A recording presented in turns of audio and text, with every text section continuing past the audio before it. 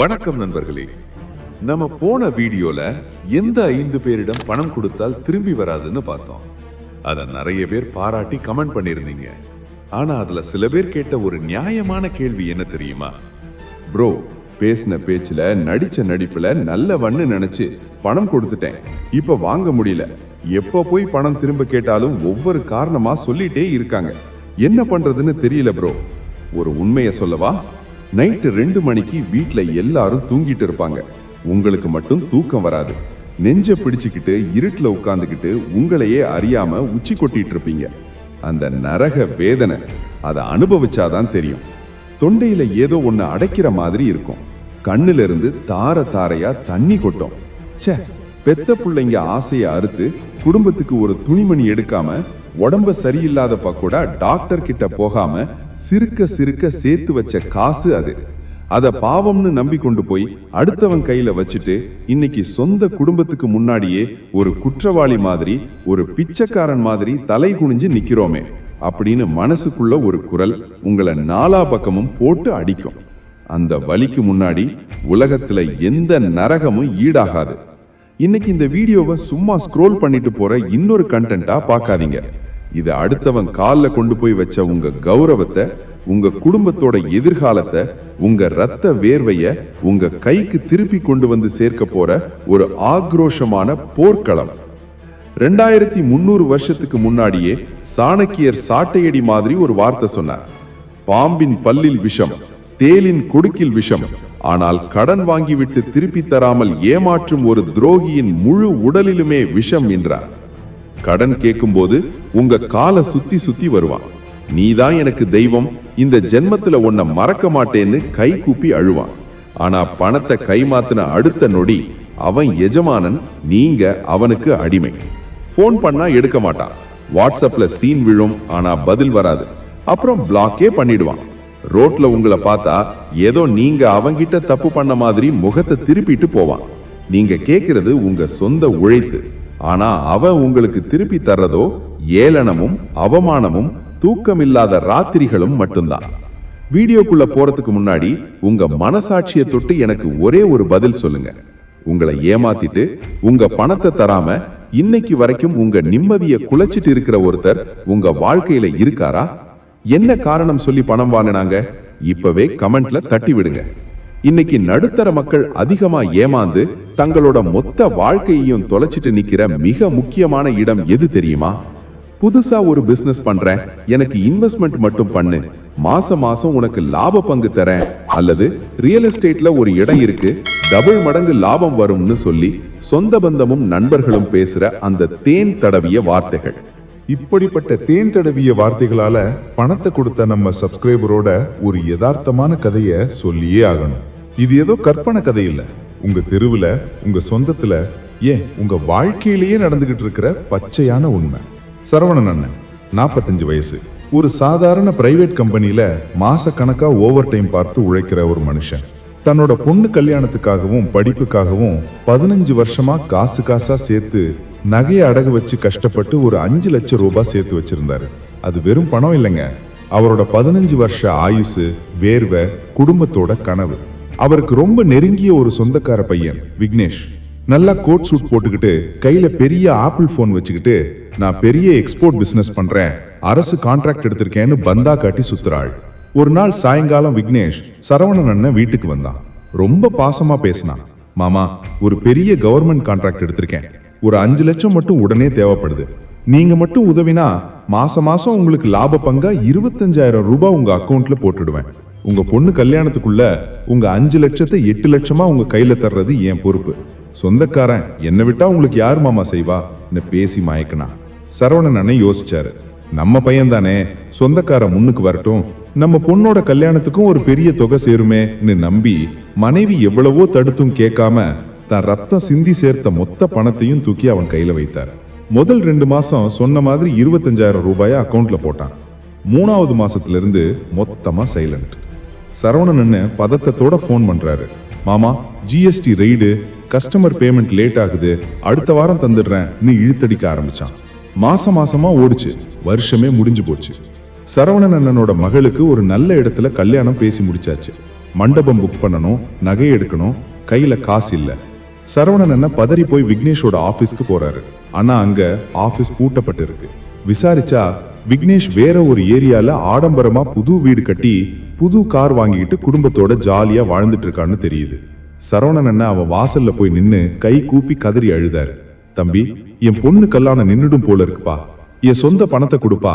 அப்போ அந்த சொந்தக்கார பையன் என்ன சொன்னான் தெரியுமா?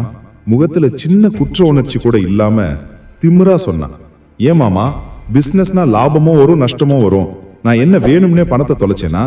என் நிலைமை சரியில்லைன்னு தெரியுதுல்ல, பொண்ணு கல்யாணத்துக்கு காசு இல்லைன்னு என்கிட்ட வந்தீங்க, போங்க, கையில காசு வரும்போது தர்றேன், அது வரைக்கும் என் வாசல்ல வந்து நிக்காதீங்க நான் அசிங்கப்படுத்தி துரத்தி விட்டான். சரவணன் அண்ணன் அன்னைக்கு தான் நெஞ்ச பிடிச்சுக்கிட்டு நடு ரோட்ல மனசுடைஞ்சு நடந்தாரே, அந்த வலி வார்த்தைகளால விவரிக்க முடியாது. சொந்தம் வந்தான்னு நம்பி மகளோட கல்யாண பணத்தை இழந்து பெத்த பொண்ணுக்கும் மனைவிக்கும் முன்னாடி கூனி குறுகி நின்னாரே, அந்த அவமானத்தோட வலி யாருக்கு புரியும்? இன்னைக்கு நம்ம தமிழ்நாட்டுல எத்தனை ஆயிரம் குடும்பங்கள்ல இந்த அநியாயம் நடந்துட்டு இருக்கு. உழைச்சவன் தெருவுல நிக்கிறான், ஏமாத்தினவன் ஏசி ரூம்ல கால் மேல கால் போட்டு உட்கார்ந்துருக்கான். நீங்க பட்டினியா கடந்து சேர்த்த பணத்துல அவன் புது வண்டி வாங்கி ஊர் சுத்துவான், ஹோட்டல்ல பிரியாணி சாப்பிட்டு சோசியல் மீடியால போஸ்ட் போடுவான். ஆனா நீங்க உங்க சொந்த பணத்தை கேட்கும்போது இவன் என்ன பணப்பிசாசா இருக்கான், காசுக்காக இவ்வளவு கீழே இறங்கி பேசுறான்னு சொந்தக்காரங்க முன்னாடியும் ஊர் முன்னாடியும் உங்களையே ஒரு வில்லனா மாத்திடுவான். நம்ம கிட்ட இருக்கிற ஒரே பலவீனம் முகதாட்சண்யம். ஐயோ, சத்தமா கேட்டா சொந்தம் விட்டு போயிடுமோ, 4 பேர் தப்பா நினைப்பாங்களோ, சண்டை ஆயிடுமோன்னு நாம பயப்படுறோம். ஆனா நல்லா புரிஞ்சுக்கோங்க, உங்கள் பணத்தை ஏமாற்றி பிடுங்கிய அந்த நொடியே அவன் உங்களுடனான உறவையும் நட்பையும் குப்பையில் தூக்கி எறிந்து விட்டான். அவனுக்கு இல்லாத வெக்கமோ அவனுக்கு இல்லாத பயமோ கஷ்டப்பட்டு உழைச்ச பணத்தை கேட்கிற உங்களுக்கு ஏன் இருக்கணும்? இனிமே அழுது புலம்புற காலம் முடிஞ்சு போச்சு. அடுத்தவன் ஏமாத்திட்டு போறதுக்கு நாம ஒன்னும் இழிச்ச வாய்ங்க கிடையாது. இந்த வீடியோ உங்க கையை விட்டு போன லட்சக்கணக்கான ரூபாய்களை உங்க பாக்கெட்டுக்கு திருப்பி கொண்டு வர போகுது. சாணக்கியரின் ராஜதந்திரங்களை வைத்து எப்படி ஒத்த பைசா விடாம வட்டியும் முதலுமா மீட்டெடுக்க போறோம் என்கிற ஒரு பக்கா மாஸ்டர் பிளான்.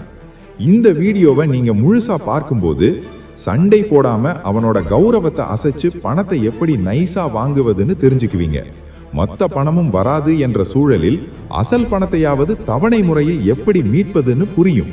குடும்பம், நண்பர்கள் மற்றும் சமூக அழுத்தத்தை பயன்படுத்தி அவனது போலி முகமூடியை எப்படி கிழிப்பதுங்கிற நுணுக்கம் கைக்கு வரும்.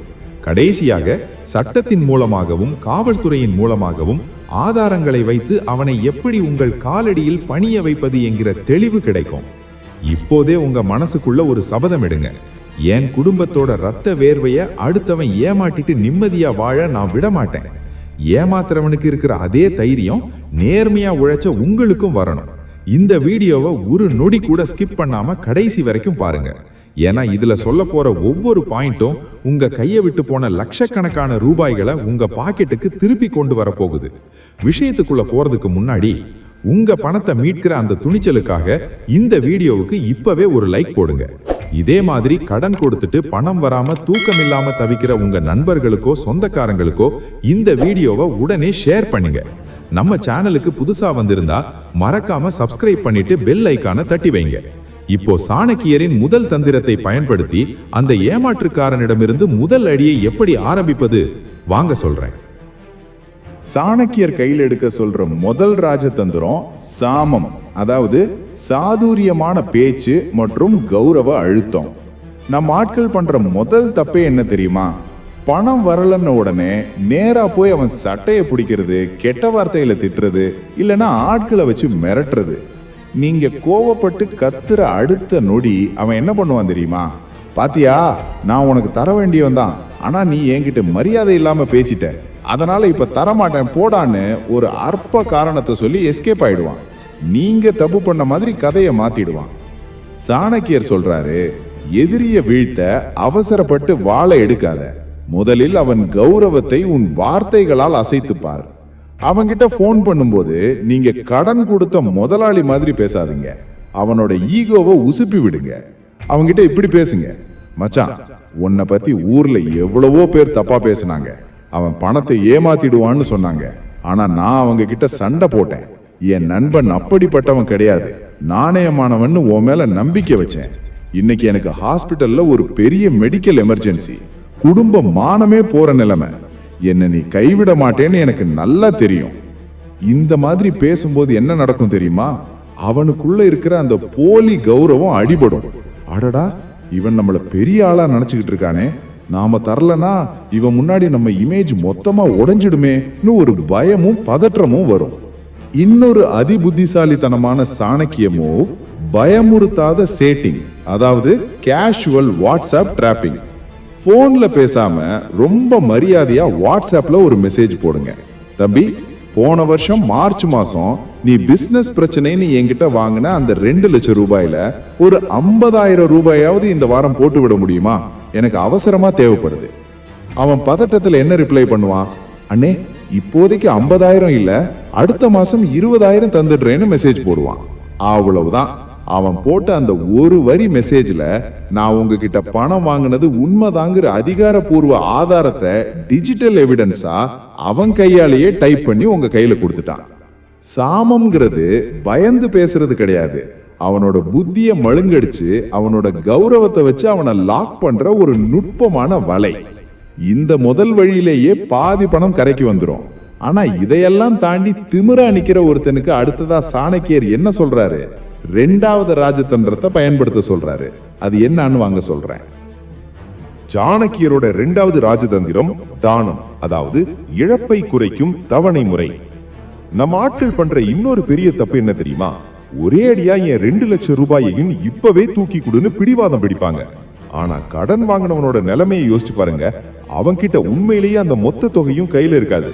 நீங்க மொத்தமா கேட்கும்போது அவனுக்கு வர்ற ஒரே ஈஸியான ஐடியா, மொத்தமா தர முடியாது போடான்னு முகத்துல அடிச்சுட்டு உங்க நம்பரை பிளாக் பண்ணிட்டு ஓடி போறதுதான். சாணக்கியர் ரொம்ப யதார்த்தமா ஒரு கணக்கு சொல்றாரு. முழுமையாக அழிய போகும் ஒரு பொருளிலிருந்து சிறிதளவாவது காப்பாற்றப்பட்டால் அதுவும் ஒரு மாபெரும் வெற்றியே. முழு பணமும் வராது, பூஜ்யமா போய் நிக்கும்னு தெரியும் போது நீங்க தான் புத்திசாலித்தனமா விளையாடணும். அவனோட சுமையை குறைச்சு உங்க பணத்தை கொஞ்சம் கொஞ்சமா உள்ள இழுக்கணும். அவன்கிட்ட நேரா பேசுங்க. மச்சான், உன் நிலைமை எனக்கு புரியுது. உன்கிட்ட இப்போதைக்கு மொத்தமா 2 லட்சம் இல்ல, ஓகே, மொத்தமா தர வேணாம், மாசம் 10,000 ரூபாயா தந்துடுன்னு ஒரு கணக்க தொடங்குங்க. வட்டிக்கு கொடுத்திருந்தா வட்டி எதுவும் எனக்கு வேணாம்பா, என் அசல் பணத்தை மட்டும் மாசம் இவ்வளவுன்னு பிரிச்சு கொடுன்னு சொல்லுங்க. அவன் மனசுல என்ன தோணும்? அடடா, இவன் வட்டியை விட்டுட்டான், மொத்தமா கேட்காம மாசம் 10,000 தானே கேட்கிறான்னு நினைச்சு ஒத்துப்பான். அவன் மனசுக்குள்ள ரிலாக்ஸ் ஆகும்போது உங்களுக்கு மாசம் மாசம் பணம் உங்க அக்கௌண்ட்டுக்கு உள்ள வர ஆரம்பிக்கும். இங்க நீங்க நோட் பண்ண வேண்டிய மிக முக்கியமான சாணக்கியர் மூவ் பரிவர்த்தனை ஆதாரம், டிரான்சாக்ஷன் ப்ரூஃப். அவன் மாசம் மாசம் 10,000 ரூபாயா ஜிபே பண்ற ஒவ்வொரு முறையும் அவன் உங்ககிட்ட கடன் வாங்கினதுக்கான பேங்க் ஸ்டேட்மெண்ட் ரெக்கார்ட் ஸ்ட்ராங் ஆகிட்டே போகும். 4 மாசம் போட்டுட்டு 5வது மாசம் இனிமே தரமாட்டேன்னு அவன் சொன்னா கூட அந்த 4 மாசத்துக்கான டிரான்சாக்ஷன் ஹிஸ்டரியை வச்சு அவன் கடன் வாங்கினதை சட்டப்படி ஈஸியா நிரூபிச்சிடலாம். ஒத்த பைசா கூட வராம பூஜ்யமா நிக்கிறத விட கொஞ்சம் கொஞ்சமா பணத்தை உள்ள கொண்டு வந்து சேர்ப்பதுதான் ஒரு புத்திசாலிக்கு அழகு. தானோங்கிறது உங்க உழைப்ப அவனுக்கு தானமா விட்டு கொடுக்கறது கிடையாது. வராத பணத்தை நைஸா ஆட்டைய போட்டு கொஞ்சம் கொஞ்சமா நம்ம கைக்கு இழுக்கிற ஒரு சாணக்கிய திட்டம். ஆனா சாதுரியமா பேசி பார்த்தாச்சு, மாசம் மாசம் பிரிச்சு கொடுன்னு இறங்கி வந்தாச்சு. அப்பவும் சில ஜென்மங்கள் தரவே மாட்டேன்னு அடாவடித்தனம் பண்ணும். அப்படிப்பட்ட திமிர் பிடிச்ச ஆட்களுக்கு சாணக்கியர் வச்சிருக்கிற 3வது சவுக்கடி என்ன தெரியுமா? வாங்க அதையும் சொல்றேன். சாணக்கியரோட 3வது ராஜதந்திரம் பேதம், அதாவது பொதுவெளி மற்றும் குடும்ப அழுத்தம். அவங்கிட்ட நைஸா பேசி பார்த்தாச்சு, மாசம் மாசம் பிரிச்சு கொடுன்னு இறங்கி வந்தாச்சு. அப்பவும் சில பேர் உங்க போனை எடுக்க மாட்டான், அலட்சியமா சிரிப்பான். ஏன்னா அவன் மனசுல என்ன நினைப்பு தெரியுமா? இவன் என்கிட்ட மட்டும்தானே கேட்கிறான், தனியா என்ன பண்ணிட முடியுங்கிற ஒரு தினா வெட்டி இருக்கும். அவன் உங்ககிட்ட மட்டும் பேசும்போது ஒரு மாதிரி இருப்பான், ஆனா ஊருக்கு முன்னாடியும் சொந்த பந்தத்துக்கு முன்னாடியும் அவன் ஒரு பெரிய நாணயமான மனிதன் மாதிரி, யோக்கியன் மாதிரி ஒரு போலி முகமுடிய போட்டுக்கிட்டு சுத்திட்டு இருப்பான். சாணக்கியர் சொல்றாரு, தனிமையில் அஞ்சாத துரோகியை அவனது சொந்த கூட்டத்தின் முன்னால் நிறுத்தி முகமுடியை கிழி. முதல்ல அவன் வீட்டுக்கு போங்க, ஆனா போய் கத்தாதீங்க, சண்டை போடாதீங்க. ரொம்ப அமைதியா நைஸா காய் நகர்த்தணும். அவனோட அப்பா அம்மா அல்லது அவனோட மனைவி முன்னாடி போய் ரொம்ப மரியாதையா உட்காருங்க. ரொம்ப உருக்கமா சொல்லுங்க, அம்மா தம்பி தொழில்ல ஒரு பிரச்சனைன்னு சொல்லி என்கிட்ட 2 லட்சம் வாங்கினாரு. என் பொண்ணோட படிப்புக்காக வச்சிருந்த பணம் அது. இப்போ என் குடும்பத்துக்கே ரொம்ப கஷ்டம். தம்பி போனை எடுக்க மாட்டேங்கிறாரு. நீங்க தான் பெரிய மனசு பண்ணி கொஞ்சம் பேசி வாங்கி கொடுக்கணுமா? இதை நீங்க சொல்லும்போது அந்த வீட்டுக்குள்ள என்ன நடக்கும் தெரியுமா? அவன் மனைவி முன்னாடியும் பெத்தவங்க முன்னாடியும் அவனோட மானம் ஒரே நிமிஷத்துல கப்பல் ஏறும். அவன் குடும்பத்து ஆட்களே அவன்கிட்ட சண்டை போடுவாங்க. ஏண்டா அடுத்தவன் கஷ்டப்பட்ட காசை வாங்கிக்கிட்டு இப்படி அசிங்கப்படுத்துறியா? முதல்ல அவன் பணத்தை கொடுன்னு உள்ளிருந்தே நெருக்கடி வெடிக்கும். 2வது அஸ்திரம் அவனோட நண்பர்கள் மற்றும் தொழில் வட்டம். அவன் யார்கிட்ட எல்லாம் ரொம்ப மரியாதையா பந்தாவா பழகிட்டு இருக்கானோ அந்த பொதுவான ஆட்கள் 4 பேரை கூப்பிடுங்க. ஆனா இவன் என் தம்பி மாதிரி என்கிட்ட கடன் வாங்கினான், இப்போ ஏதோ சங்கடத்துல போன் எடுக்க மாட்டேங்கிறான், நீங்க கொஞ்சம் சொல்லி புரிய வைங்கன்னு அவங்க முன்னாடி விஷயத்தை போட்டு உடைங்க. எந்த ஒரு ஏமாற்றுக்காரனும் தான் சமூக அந்தஸ்து அடிபடுறத தாங்கிக்கவே மாட்டான். ஊர் பூரா நம்ம மானம் போகுதே, 4 பேர் முன்னாடி நம்மள பிராடுன்னு முத்திர குத்திடுவாங்களேங்கிற அந்த பயமே அவனுக்கு தூக்கத்தை கெடுக்கும். அடுத்த நாளே ஓடி வந்து பணத்தை கொடுப்பான். அவனுடைய போலி கௌரவம் எங்கெல்லாம் இருக்கோ அங்கெல்லாம் உண்மையை நாசூக்கா உரசி பாருங்க. வழிக்கு வராதவன் தானா வழிக்கு வருவான். ஆனா இதையும் தாண்டி ஒருத்தன் என் மானம் போனா என்ன, ரோஷம் போனா என்ன, நான் பணத்தை தரவே மாட்டேன்னு வெக்கமே இல்லாம நிக்கிறான்னா அவனுக்கு சாணக்கியர் வச்சிருக்கிற கடைசி மற்றும் மிக கொடூரமான சவுக்கடி என்ன தெரியுமா? வாங்க அதையும் பார்த்துடலாம். சாணக்கியரோட 4வது மற்றும் மிக கொடூரமான கடைசி ராஜதந்திரம் தண்டம், அதாவது சட்டப்பூர்வமான அதிரடி நடவடிக்கை. நல்லா மனசுல வச்சுக்கோங்க. சாதுரியமா பேசி பார்த்தாச்சு, தவணை முறையில இறங்கி வந்தாச்சு, குடும்பத்துல பேசி மானத்தையும் உலுக்கியாச்சு. இதையெல்லாம் தாண்டியும் ஒருத்தன் பணத்தை தரமாட்டேன்னு திமிரா நிக்கிறான்னா அவன்கிட்ட மனிதாபிமானமே இல்லைன்னு அர்த்தம். அவனுக்கு நீங்க இரக்கம் காட்டுறது விஷப்பாம்புக்கு திரும்ப திரும்ப பால் ஊத்துறதுக்கு சமம். சாணக்கியர் ரொம்ப கராரா சொல்றாரு, அடங்காத துரோகிக்கு காட்டும் கருணை தர்மத்திற்கு செய்யும் துரோகம். அவனுக்கு தண்டனை ஒன்றே சரியான தீர்வு. நீங்க சும்மா ஆட்களை தூக்கிட்டு போய் அடிதடியில இறங்க கூடாதுங்க. அது அவனுக்கு சாதகமா போயிடும். இங்கதான் நீங்க சட்டத்தோட துணையோட புத்திசாலித்தனமா ஆடணும். 1. டிஜிட்டல் ஆதாரங்கள். அவனுக்கு நீங்க ஜிபே, போன்பே பண்ண பேங்க் ஸ்டேட்மெண்ட்டை முதல்ல பிரிண்ட் எடுங்க. 2. WhatsApp and call recordings.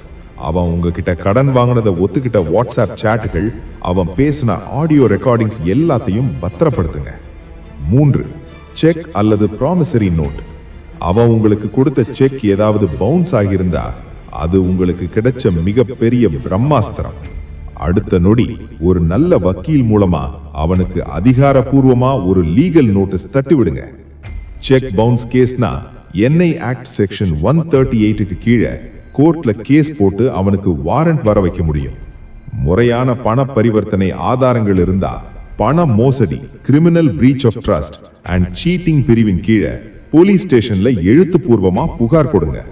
ஸ்டேஷன்ல எழுத்துப்பூர்வமான புகார் கொடுத்தும் எந்த பயனும் இல்லைன்னா தாமதிக்காம இருக்கிற எல்லா ஆதாரங்களையும் வச்சு ஆன்லைன்ல போலீஸ் கம்ப்ளைண்ட் பதிவு பண்ணுங்க. ஆன்லைன் பதிவுக்கு கட்டாயமாக பதிலளிக்க வேண்டிய நெருக்கடி இருப்பதால் இது விசாரணைக்கு வரும். அவ உங்ககிட்ட தெனாவட்டா பேசின அதே வாய் போலீஸ் ஸ்டேஷன் வாசப்படியை மிதிக்கும் போது, கோர்ட் சமன்ஸ் வீட்டுக்கு வரும்போது தானா நடுங்கும்.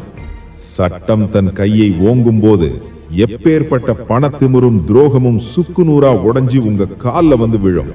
அதனால பயப்படாதீங்க.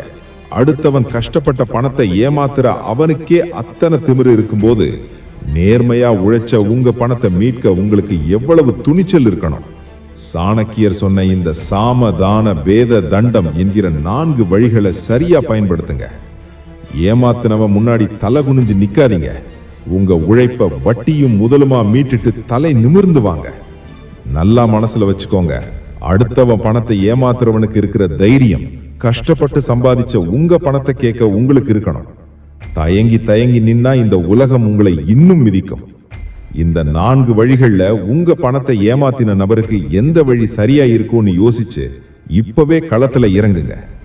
உங்க பணத்தை ஏமாத்திட்டு இன்னைக்கு வரைக்கும் சுத்திட்டு இருக்கிற ஒருத்தருக்கு இந்த 4 வழிகள்ல நீங்க எந்த வழியை பயன்படுத்த போறீங்க? இந்த வீடியோ உங்களுக்கு பயனுள்ளதா இருந்துச்சா மறக்காம கமெண்ட்ல சொல்லுங்க. உங்ககிட்ட காசு இருக்குன்னு தெரிஞ்சாலே கடன் கேட்க வந்துருவாங்க. உங்ககிட்ட பணம் இருப்பதை ரகசியமா வைப்பது எப்படி?